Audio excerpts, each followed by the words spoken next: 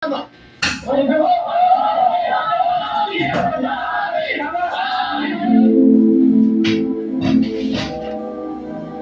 Mga kasama! Nandiyan sila! Sila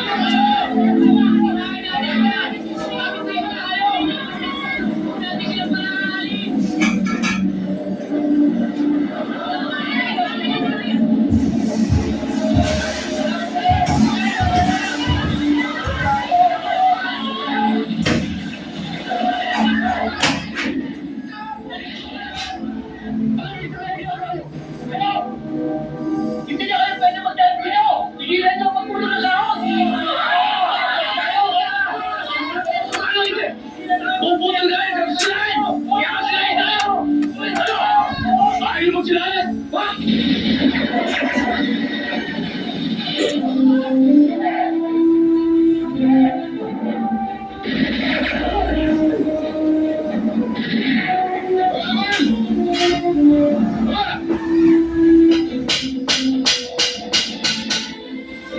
Wala na yun!